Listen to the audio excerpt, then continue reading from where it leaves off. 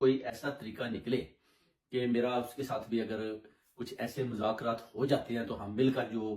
پنجاب میں حکومت بنائیں۔